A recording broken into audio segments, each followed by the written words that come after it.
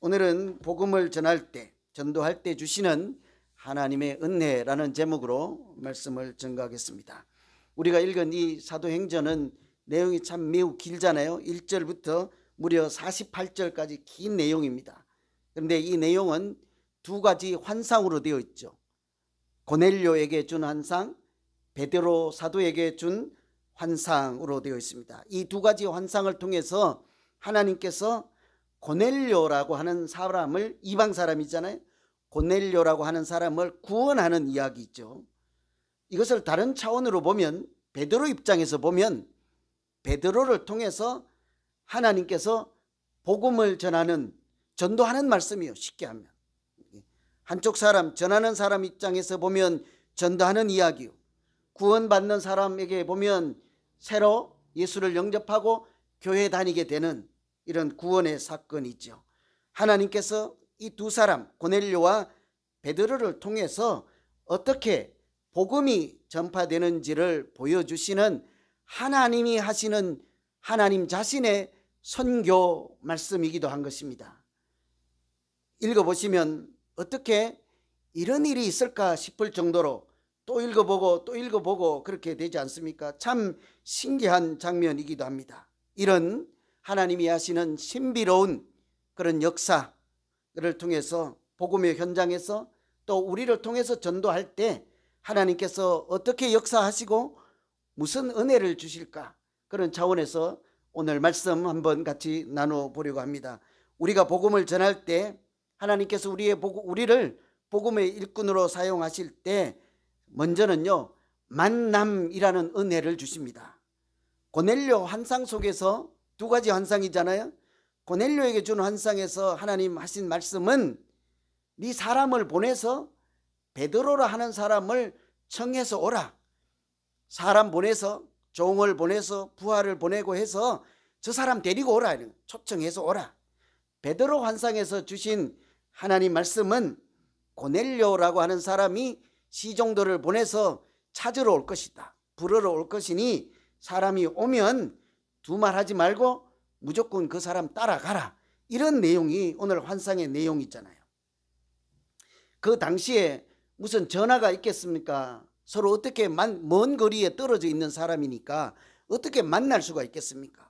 또 직업적으로나 또 무엇을 따져봐도 만날 수 있는 연결고리가 전혀 없는 두 사람이죠.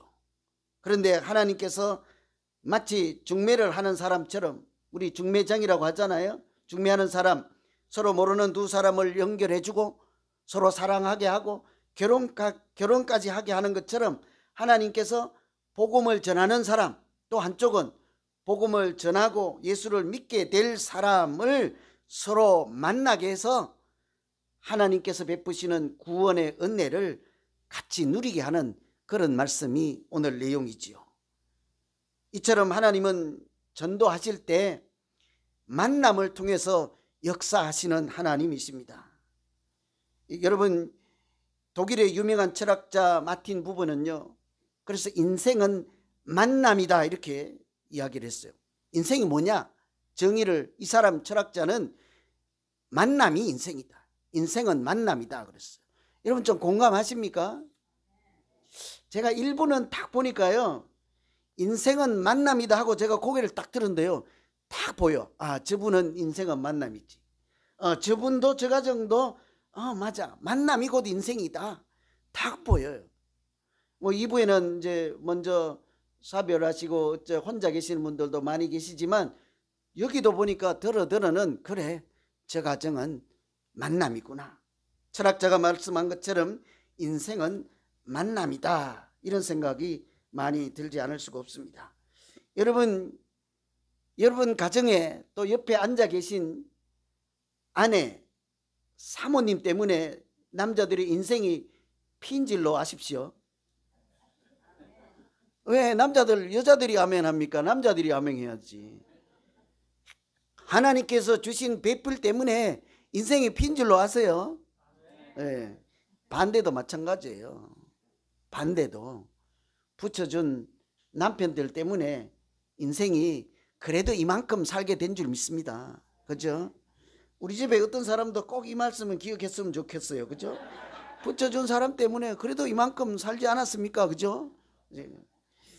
스위스 칼 융이라는 사람은요, 두 사람의 만남은 두 가지 화학 물질이 만나는 것과 같다. 화학물이 접촉하는 것과 같아서 그 접촉 속에서 새로운 현상이 일어난다고 했어요. 얼른 이해가 되지 않겠지만 화학물질 만나면 폭발하잖아요. 염산 같은 거 어디 다른 거 하고 만나면 폭발하지 않아요? 불도 납니다. 우리 사람이 만나도 그냥 옷깃만 스치는 게 아니라 사실은 화학물질처럼 폭발할 수 있는 것이 만남이라는 거예요. 여러분, 사랑의 폭발이 일어나지 않습니까? 원래 별로 사랑하지 않았나 봐요. 그죠? 잘 만나 봐요. 열정이라는 것이 폭발하지 않습니까? 또 헌신이라는 폭발이 일어나죠. 이처럼 사람이 만나는 것은 단순한 만남, 그냥 아무 현상도 아무 작용도 일어나지 않는 그런 만남이 아닌 거예요.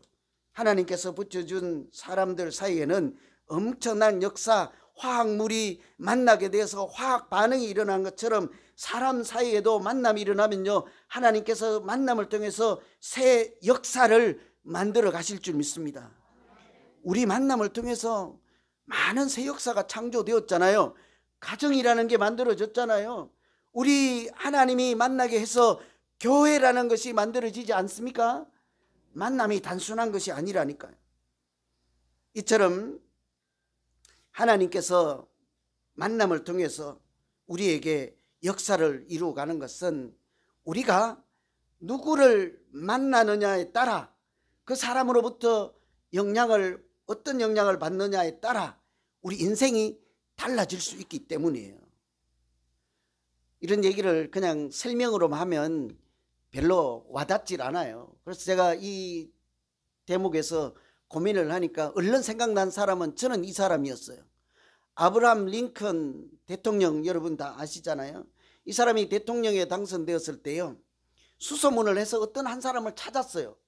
오래전에 헤어져서 어디에 사는지 살았는지 죽은지도 모르는 한 사람을 찾아서 대통령 취임식 할 때 자기 바로 옆에 앉히고 또 강단에서 연설할 때 옆에 세우신 거예요. 아주 특별한 사람 아니겠어요? 이 사람 이름은 윌리엄 멘토 그레엄이라는 사람인데요, 알고 보니까 아브라함 링컨이 청년 시절에 24살 때 이 사람의 집에 찾았던 그 수소문에서 불러온 그 사람 집에 링컨을 살게 해주고, 낯선 청년이잖아요. 그 집에 머물게 해주고 공부를 가르쳐 주었던 선생님이었어요. 링컨이 공부를 포기할 때마다 격려하고 채찍질을 가하고 또 인도를 해서 계속 공부할 수 있도록 설득을 해주고, 실제로 선생님이니까 공부도 가르쳐주고 또 글을, 연설문을 간결하게 잘 쓸 수 있도록 훈련도 시켜주어서 여기저기 떠돌면서 이 일 저 일 하면서 살던 링컨을 자기 집에 머물러서 한 곳에 정착해서 살게 했잖아요. 훌륭한 연설할 수 있는 사람으로 키웠잖아요. 그래서 궁극적으로는 이 사람과의 만남 때문에 대통령이 되는 영화까지 누리게 되지 않았습니까? 그 만남이 없이는 과연 대통령이 될 수 있었을까? 사실은 대통령이 되었으면 제가 이 사람 소개하지 않았을 거예요. 근데 이 사람 만난 다음에 링컨이라고 하는 사람의 인생이 달라졌기 때문에, 여러분 다 아시는 대로 링컨은 남북전쟁을 이끈 사람이었습니다. 그런데 전쟁터 중에 총알이 왔다 갔다 하는 중에도 틈만 나면 기도하는 사람이지 않았어요. 이 전쟁은 사람에 달린 것이 아니다. 하나님의 손에 달린 것이 이 전쟁이다. 노예를 해방시키는 하나님의 거룩한 뜻을 이루어가는 특별한 전쟁이니까요. 사람의 힘으로만 결판이 나겠습니까? 하나님께서 정의로 이끌어가지 않겠어요. 그러니 이 사람은 총알을 믿지 않고 군대를 믿지 않고 틈만 나면 그 허허벌판 전쟁터에서 무릎 꿇고 기도했던 사람이에요. 뿐만이 아니고요, 대통령이 되고 나서는 그 백악관을 기도의 집으로 바꿨잖아요. 우리 같으면 청와대를 기도실로 바꾼 사람이었습니다. 그러니 우리가 기억할 때는 이 사람은 대통령이라기보다 항상 기도하던 사람으로 기억하잖아요. 기도하던 링컨 책 있지 않습니까? 여러분, 이 정도 되면요, 인생은 만남이라고 해야 하지 않겠어요? 이 사람 없이 과연 그렇게 기도하는 사람으로 자랐겠으며, 이 사람 없이 그렇게 훌륭한 대통령, 하나님의 종으로 쓰임받는 대통령으로 인생이 달라졌겠습니까? 신앙생활도 마찬가지인 것입니다. 우리가 누구를, 어느 교회에서 어떤 사람을 만나느냐에 따라 우리 신앙생활이 완전히 달라질 수 있지 않겠어요? 이처럼 누구를 만나느냐에 따라 우리 믿음도 달라져요. 그래서요, 우리가 자녀들을 위해서는 기도하잖아요. 아무리 기도 안 하는 사람도 자기 아들, 딸 위해서는 기도하거든요. 자기 손주를 위해서는 기도할 거예요. 아마 여러분 중에 저를 위해서는 기도 안 해도 자기 손주 복은 기도할 거예요. 그죠? 자기 딸, 아들은 기도할 거예요. 뭔 기도하세요? 공부 잘하게 해주세요. 지혜롭게 해주세요. 건강하게 해주세요. 아프지 않게 해주세요. 코비드 시대에 안전하게 지나가게 해주세요. 당연히 해야죠. 그런데 꼭 하나 더 하세요. 하나님, 우리 손주, 우리 아들, 딸이 좋은 사람 만나게 해주세요. 믿음 있는 사람 만나게 해주세요. 하나님이 인도하시는 만남이 풍성한 인생을 살게 해주십시오. 여러분, 그렇게 하세요. 하나님이 그 기도 들어주실 줄 믿습니다. 저는 참고로 다른 기도 안 해요. 우리 아들, 우리 딸 대학교 가면 교회 다니는 애들 만나게 해주세요. 믿음 있는 사람 만나게 해주세요. 나머지는 난 몰라요. 공부 좀 못하면 어때요? 괜찮아요. 여러분, 우리 자신도 마찬가지입니다. 저는 우리가 그저 스쳐가는 만남이라고 생각질 않아요. 이건 제 진심이에요. 저 혼자 늘. 오늘 성경 봉독하신 저 권사님을 이름은 신종남, 남자도 아니면서 남자가 들었. 신종남 대표로 오늘 봉독했으므로 질투하지 마세요. 그냥 스쳐가는 인연이라고 저는 한 번도 생각하지 않아요. 하나님께서 발걸음을 정하시고 인도하셔서 복음 안에서 만나게 한 만남인 줄로 믿습니다. 예수 이름으로 한 가족이 되게 하신 만남이지 않겠습니까? 우리에게 같은 사명을 주시고 예수 사랑 비전 교회라는 공동체를 통해서 세상을 구원하시는 소금으로 세상을 밝히 지켜가는 빛으로 살게 하신 만남인 줄로 믿습니다. 저는 그렇게 여러분을 생각하는데, 제가 밉더라도 여러분도 그렇게 한번 생각해 보시지 않을래요? 우연히 그냥 만났다, 우연히 그냥 갈 데가 없어 왔다, 아니 하여튼 무슨 그런 이유가 아니라 하나님께서 이 땅에 사는 동안 예수 이름으로 한 가족이 되게 해서 내가 하나님 앞에 그 가는 날까지 같은 마음과 같은 비전과 꿈을 가지고 한 가족처럼 살게 하신 만남으로 내가 오늘 여기 있나이다, 이렇게 고백하는 우리 모두 되기를 간절히 소망합니다. 저와 여러분 사이뿐만 아니고 여러분 사이에도요, 여러분 우리 서로에게 소중한 만남이 되어줘야 하지 않겠어요? 각자의, 저하고는 아멘 안 해도 되는데 여러분 사이는 크게 아멘 해야 돼요. 옆에 앉아있는 분에게요, 오늘 우연히 앉아있다 생각하지 말고 하나님이 나를 오늘 여기 앉게 하셨다, 그래서 이 만남도 아주 소중한 만남이 되어야 하지. 그렇게 해서 나 때문에 또 우리 둘이 만남 때문에 우리의 인생이 서로 폭발하는 인생이 되기를 간절히 소망합니다. 그냥 싸움은 박터지는 싸움 아니고 사랑이 폭발하고 신앙이 폭발하고 인생이 하나님의 은혜로 폭발하는 그런 아름다운 만남 되기를 간절히 기원합니다. 우리 사이뿐만 아니고요, 그런 만남 때문에 우리가 누군가에게 하나님께서 하시는 구원의 은총을 전하는 그런 하나님께서 인도하시고 만나게 해주신 그런 만남으로 살아가는 우리 예수사랑 비전교회 되기를 소망합니다. 우리가 복음을 전할 때 두 번째는요, 하나님께서 깨달음을 주십니다. 전도하기 전에 먼저 깨닫게 하시죠. 우리가 가끔 그런 생각을 해요. 전도 한번 해볼까? 올해는 내가 한 명이라도 한번 해볼까?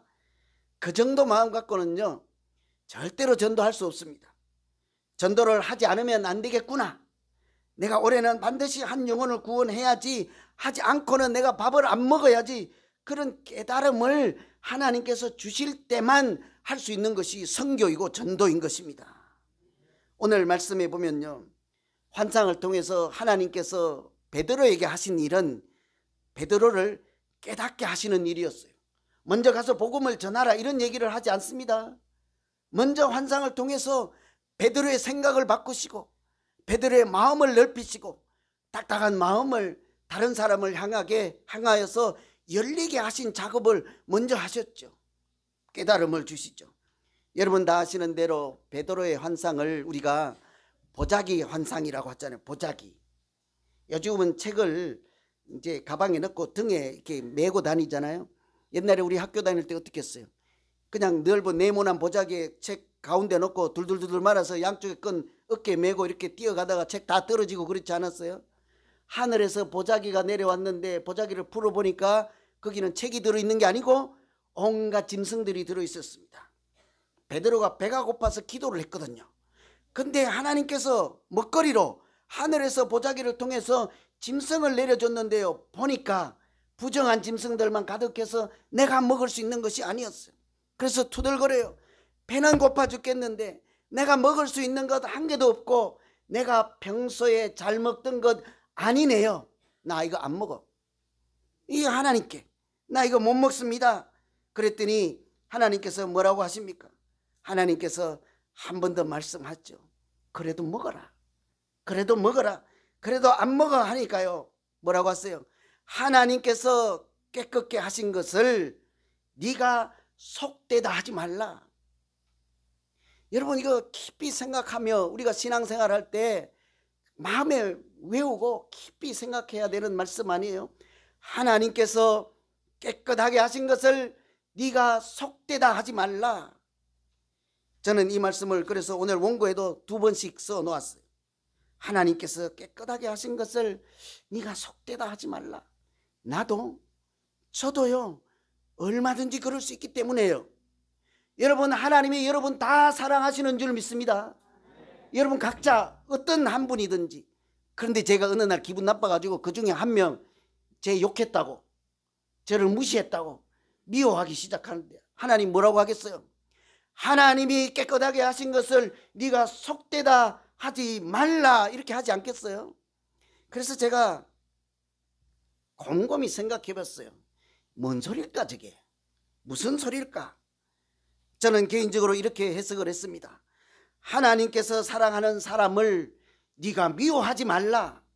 하나님께서 사랑하는 사람을 네가 못났다고 하지 말라. 아내분들도 꼭 좀 잘 들었으면 좋겠어. 특별히 우리 집에 있는 그분도 잘 들었으면 좋겠어요. 그렇죠? 하나님이 사랑하는 사람을 못났다고 하지 말라. 남편들도 잘 들어야 돼요. 이거 남편들이 더 잘해요. 하나님이 사랑하는 아내를 네가 못났다고 무시하지 말고 구박하지 말라. 같은 소리 아니겠어요? 하나님께서 깨끗하게 하신 것을 속되다 하지 말라. 같은 소리이죠. 하나님께서 복음을 전하라고 너에게 보내주시고 붙여주시고 만나게 한 그 사람을 내가 모른다 하지 말라. 같은 소리 아니겠습니까? 아이 베드로에게 보자기에 짐승을 내려줬는데 그 입에다 넣고 먹으라고 하는 소리가 아니잖아요. 지금 고넬료라고 하는 사람에게 이방인 싫다, 복음 못 전한다, 저 사람들은 짐승반도 못한 사람이다 하고 무시하는 그 사람 가서 복음을 전하라 하는 환상이잖아요. 그러니까 제가 해석해서 드린 말씀이 맞다니까요. 아내 여러분, 하나님이 사랑하는 남편을 구박하지 마세요. 한 여인도 아멘 안 했어요. 남편 여러분도 마찬가지예요. 하나님이 사랑하는 아내를 웬만해서는 이거 쓰면 안 돼요. 절대로 구박하지 마세요. 달라요. 공간 지각 능력이 다르고 세상을 보는 눈이 다르고 느낌이 달라, 촉감이 달라, 감정이 달라, 정서가 달라. 그렇다고 내 수준이 아니네 하고 구별하지 마시고 차별하지 마세요. 하나님은 다 한 분 한 분 하나님이 만든 작품이고 이 순간에도 사랑하시는 분인 줄 믿습니다. 그런데도 베드로가 보니까 고넬료라고 하는 사람은 만날 수가 없는 사람이에요. 생각해보니 이방인 중에 이방인이요, 점령군 중에 두목입니다. 율법에도 금지한 사람이에요. 만나지 말라, 만나면 안 된다는 사람이요. 그러니 베드로가 생각할 때는 고넬료라고 하는 사람에게 한번 복음을 전해야지, 기쁜 소식을 전해야지, 내가 전도를 해봐야지, 그런 생각은 전혀 할 수 없는 사람이 고넬료였습니다. 그런데 하나님이 베드로에게 환상을 통해서 환상을 보여주면서 깨닫게 하신 거잖아요. 그것이 35절입니다. 하나님은 외모를 취하지 아니하시고 각 나라 중 하나님을 경외하며 의를 행하는 사람은 하나님이 받으시는 줄 깨달았도다. 아까 그 말씀도 꼭 기억해야 되죠. 하나님이 깨끗한 것을 네가 속되다 하지 말라. 두 번째는요, 하나님은 외모를 취하지 않습니다. 사람의 겉모양을 보지 않습니다. 하나님은 각 나라 출신을 따지지 않습니다. 하나님을 경외하고 의를 행하는 사람을 하나님은 받으시는 줄을 내가 이제야 깨달았도다. 베드로의 고백이지 않겠어요? 그러니 이 깨달음을 베드로에게 주시지 않았다면 그는 고넬료라고 하는 사람을 만나지 않았을 것입니다. 만일 만난다 할지라도 그 사람에게 예수 잘 믿으세요 이런 소리 했겠어요? 그냥 한번 인사하고 지나갔지 복음을 전할 생각조차 하지 않았을 것입니다. 그런데 하나님이 주신 이 깨달음 때문에 베드로는 자기 생각을 뛰어넘을 수 있게 되었어요. 자기 신앙의 색깔을 초월할 수가 있게 되었습니다. 자기 믿음의 범주를 높여갈 수 있지 않았겠습니까? 여러분, 사실은요, 우리도 마찬가지, 우리나라도 마찬가지였습니다. 서로 복음을 전할 수 없는 사람들이 같이 살았거든요. 오늘 우리가 광복절이지 않습니까? 그 일제시대를 생각해 보세요. 우리 아버지 어머니 아무 잘못도 없는데 잡아가서 죽이고 때리고, 우리 형도 일본으로 끌려가서 강제 노역을 하다가 또 전쟁에 총알 앞잡이로 맨 앞줄에 서서 총탄 맞고 죽어가던 그 사람들, 그러면서 우리나라에 와서 말 타고 경찰 모자 쓰고 앞장서는 일본 장군에게, 점령군의 두목에게 여러분 복음을 전할 수 있겠습니까? 나 같으면 안 할 것 같아. 나 목사라도 안 할 것 같아. 그래서 나 일본 선교사로 못 갔어요. 그러나 하나님이 자꾸 깨닫게 하시는 거예요. 그럴수록 사랑해라. 그럴수록 그곳에 하나님의 은혜가 필요한 것이다. 새로 태어나야 하는 나라이니까요. 새로 고침받고 새로운 깨달음을 얻어야만 사람답게 살아갈 수 있는 땅이니까요. 다른 나라 얘기할 거 없어요. 조선시대 사람들도요, 서로에게 복음을 전할 수 없는 그런 사람끼리 살았어요. 세무엘 무어라고 하는 사람이 당시에 우리나라에 젊은 나이에 선교사로 갔네요. 서울의 시청 앞에 가면 롯데호텔 있잖아요. 거기를 소공동이라고 하는데 당시에는 곤당골이라고 했어요. 곤당골, 지역 이름이. 그곳에 선교사님이 교회를 세웠으니까 교회 이름이 그냥 곤당골 교회예요. 좀 이게 조금 신비한 이름인 것 같은데 곤당골 교회예요. 그곳에 교회를 시작하고는요, 주변에 있는 아이들 불러다 공부도 시키고 그렇게 했어요. 옛날 선교사님이 많이 학교도 하고 병원도 하잖아요. 공부를 시켰는데 그 중에 한 학생의 아버지가요, 백정이었어요. 여러분, 백정 다 아시잖아요. 오늘 본문에 나오는 고넬료 같은 사람인 거예요. 이 사람은 군인이고 장군이지만 서로 대하는 그런 감정은 고넬료 같은 사람인 거예요.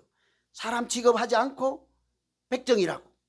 저 사람에게 내가 교회 다니자고 한 번도 말해 볼 수 없는, 말하고 싶지 않는, 오히려 내가 교회 가는 날 마주칠까 봐 피할 수밖에 없는 그런 사람이었던 거죠. 백정이니까. 그런데 그 학생의 아버지가 어느 날 아프다는 소식을 들었습니다. 자기가 가르치는 학생의 아버지가 위독하다 하니까 이 선교사님이 신방을 갔습니다.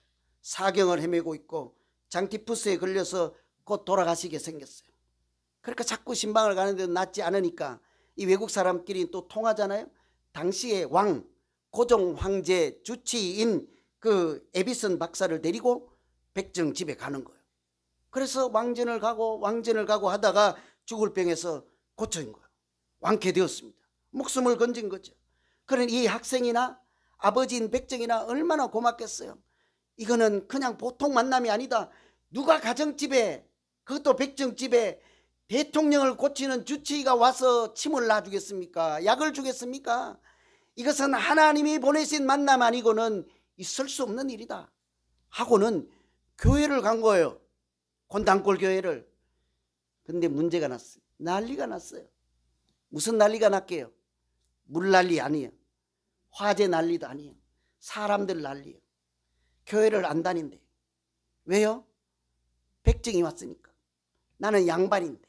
양반들이 난리가 난 거예요. 나는 백정이 다니는 교회 이제부터 다음 주부터 안 나와.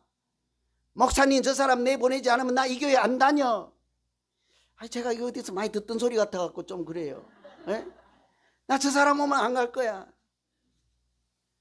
근데 실제로 그 목사님에게 저 사람 안 보내면 안 나갑니다 하는데 그 목사님이요, 여러분 우리는 예수 믿었잖아요. 그러니 백정이나 양반이나 다 하나님의 자녀입니다. 아무리 얘기를 해도 아멘을 안 해. 그 양반들이 교회를 떠나니까 자리가 텅 비었잖아요. 이 백정은 이제 하나님을 알았고 하나님의 은혜를 받고 목숨을 건졌으니 자기도 교회를 떠날 수는 없고 이거 다 나 때문이다. 나 때문에 교회가 이런 어려움을 당하게 되었다 하고는 열심으로 전도를 하기 시작하는데요. 순식간에 100명이 된 거예요. 그때 놀라운 일이 일어났습니다. 교회를 떠났던 그 양반들이 다시 돌아오는 거예요. 그리고 하는 말이 이제서야 내가 알게 되었습니다. 하나님의 은혜로 하나님이 내게 새로운 깨달음 주셨습니다. 선교사님 하신 말씀처럼 백정이나 양반이나 다 하나님의 자녀인 것을 알게 되었습니다. 하나님께서 깨끗하게 하신 것을 내가 속되다 하지 말라고 하는 말씀을 이제야 알게 되었습니다. 백정과 양반이 더불어 믿음 생활하는데 교회는 더 점점 부흥하고 성장하죠. 세월이 지나서요, 백정이 장로가 되었습니다. 양반이 장로가 되었습니다. 같이 더불어 교회를 세워가는 하나님의 은혜를 누리게 됐잖아요. 여러분, 이런 것은 하나님의 역사 아니고는 도저히 불가능한 것 아니겠어요? 하나님께서 은혜를 주시고 그 양반의 생각을 바꾸고 새로운 깨달음을 줄 때만 가능한 일이었습니다. 그때부터 예수의 마음으로 사람들을 끌어안기 시작하고 그때부터 전도하기 시작하고 하나님의 선교는 더욱 왕성하게 일어나게 된 것이죠. 오늘 말씀이 다 그와 똑같은 이야기이지 않겠습니까? 말씀을 정리합니다. 우리가 전도할 때요, 그리고 하나님께서 흑암의 땅에서 방황하는 영혼들을 구원하실 때 먼저 우리에게 만남이라는 은혜를 주십니다. 그러니까 우리 오늘 나가서 옆에 앉아있는 분 그저 우연한 만남이 아닌 것이죠. 우리가 만나는 그 만남 때문에 우리 자신도 오늘 이 자리에 있는 것 아니겠어요? 하나님께서 선교사들을 보내주셔서 우리가 종으로 살고 식민지 통치를 받고 일본 사람들은 우리는 그냥 사람 취급도 안 하지만 선교사를 보내서 그들과 만남으로 우리도 하나님의 소중한 자녀라는 사실을 깨닫게 할 때 그들도 총칼이 무섭다 하지 않고 대한독립 만세를 부를 수 있었던 것 아니겠습니까? 그래서 하나님이 광복이라는 자유를 주셨죠. 이런 모든 것이 만남을 통해서 역사하시는 하나님의 은혜였습니다. 복음을 전할 때 깨달음이라는 은혜를 주시죠. 여러분, 저 사람도 소중한 사람이요, 이 사람도 소중한 사람인 것을 우리로 알게 하셨습니다. 하나님이 사랑하는 사람을 내가 미워할 수 없다 하는 새로운 깨달음을 주셔서 또 새로운 만남, 같은 사람이라도 깨달음 이후에는 새로운 만남이 되는 것 아니겠어요? 새로운 내 마음이 달라졌고 예수의 마음으로 내 눈이 달라졌습니다. 하나님의 관점으로. 그러니 그렇게 새로운 만남, 새로운 깨달음으로 우리가 이 땅에 하나님의 종으로 복음을 전도할 때 역사하시는 하나님의 선교사로 사명을 다할 때 하나님은 우리 가정에 우리 교회에, 이 땅에 아름다운 천국 같은 교회를, 하나님 나라를 세워가실 줄로 믿습니다. 기도하겠습니다. 하나님 아버지, 광복절을 주시고 나라를 되찾고 우리가 자유롭게 믿음 생활을 할 수 있도록 은혜 베풀어 주신 그 하나님께 참으로 감사를 드립니다. 하나님, 하나님께서 우리나라를 사랑하시고 우리를 사랑하셔서 나도 하나님으로부터 사랑받는 자녀인 것을 사람들의 입을 통해서 듣게 하시고 알게 하시고, 나 또한 하나님이 사랑하는 사람들에게 가서 복음을 전해야 한다는 사실을 깨닫게 하심으로 오늘 이 순간에도 우리가 모여서 예배드리고 또 복음의 현장으로 나아가게 하심을 감사를 드립니다. 우리를 통해서 만나게 하신 사람들, 또 나에게 보내주셔서 만나게 한 사람들 통해서 그 자리에 아름다운 하나님의 선교 역사가 이루어지게 하여 주시옵소서. 예수님 이름으로 기도하옵나이다. 아멘.